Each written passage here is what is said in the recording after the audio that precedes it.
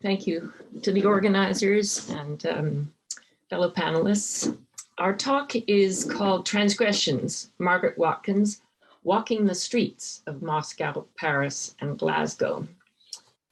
Margaret Watkins, who was born in Hamilton, Ontario in 1884, was exiled twice in her life. At 24, she took herself across the border into the United States, quote, to start a life and make a living. She joined a number of utopian art communities, often rural, but ending up in Greenwich Village, where she built a reputation and successful career, producing art photography, particularly still life images of domestic objects that won prizes internationally, and advertising images. Her second exile, when she was 43, was from New York City to Europe. First imagined as a long holiday and rest, but ultimately an involuntary permanent exile. She had loved the life of New York City, its energy, and having lost it, she wrote home saying, "I could kiss the cars in Times Square." Yet she never photographed its streets or buildings. The second exile was also an exile from her studio. It threw her and her camera out into the street.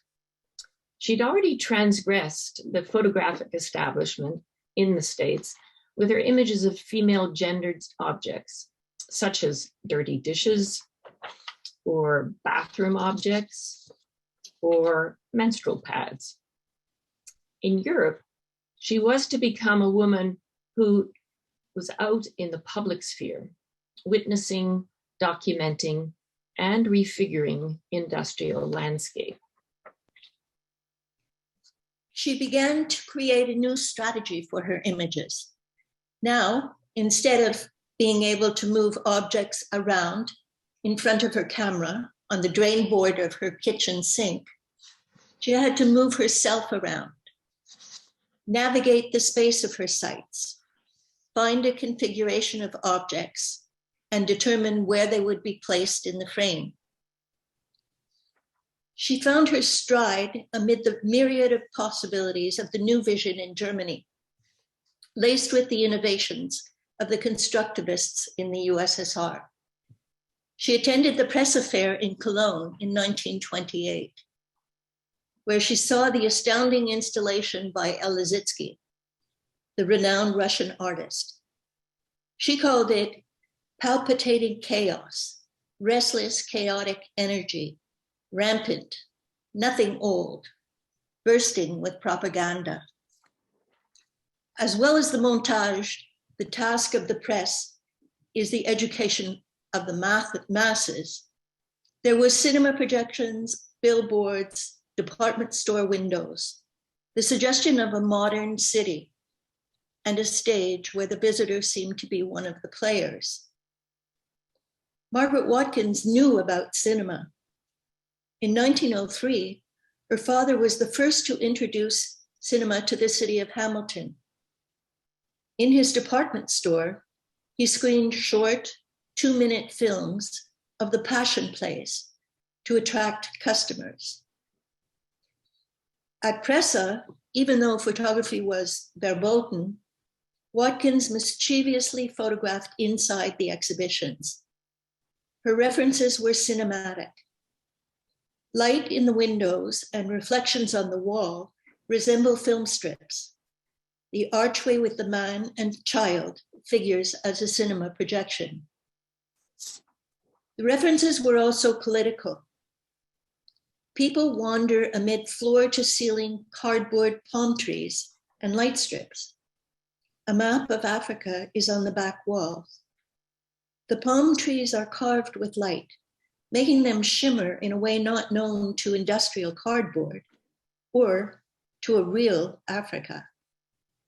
It was the exhibition of German magazines, special colonial exhibition, a space of visual and ideological illusion. In her archive, there are books by Enna Bierman, her photograph is on the left, and Moholy Nagy on the right. Both are photographers whose work was in the Film und Foto exhibition in Stuttgart in 1929. Watkins did not attend the exhibition, but she was probably aware of its impact. What was unique to Film und Foto was the wide array of artistic, scientific, commercial, and amateur photographs. It embraced a lexicon of modes of representation: X-ray, negative images, photograms, photomontage, aerial perspective. Nothing was out of bounds. Boundaries were transgressed. In Paris in 1931, Watkins worked on various series, we know from her archives. She avoided tourist images, submitting the Eiffel Tower to fog or to other city structures. But her archive has contact prints showing her experimenting with alternative sites, walking through areas of reconstruction, for example, wastelands with half torn down buildings, or through busy spaces of commodities and advertising, often with an ironic placing of people in the street, or placing herself ironically in the reflection of a car lamp overseen by a gendarme who seems both critical and curious about this woman breaking the rules in the middle of the street. Reminding us perhaps of Alexander Rodchenko's own 1929 image on the right, the driver.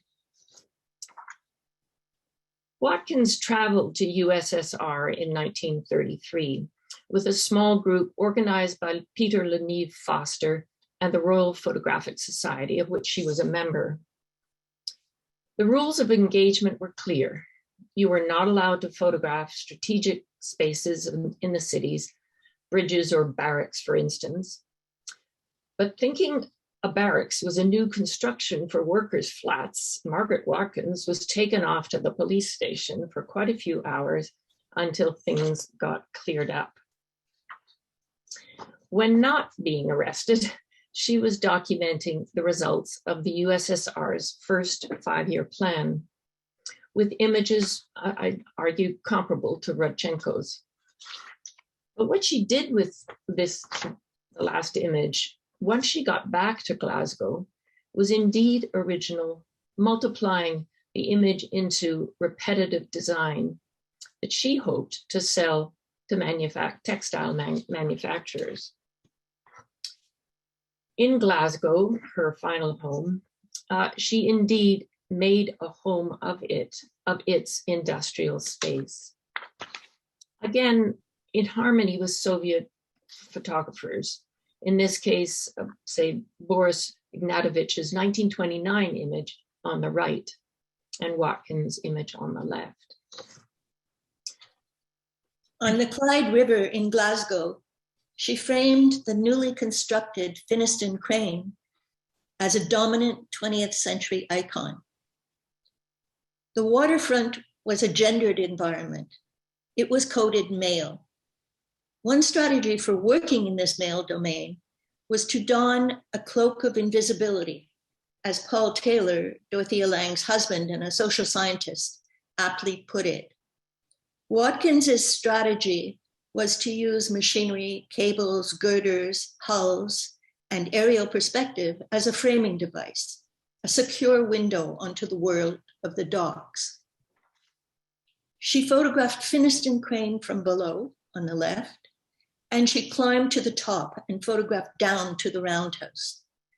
She said, "There's a shot from the giant Finiston hanging over the rail in a stiff breeze, looking straight down on the squat dome, with little trucks and figures making a beetle pattern of light and dark." The photos of the crane and the river are excellent examples of the influence of the European New Vision on her own work. Margaret Watkins was an observer, a witness, not a tourist. Hers was a testimonial to everyday life in the public sphere, bringing it from the background into the foreground, making visible the labyrinth of city life. Thank you. Thank you.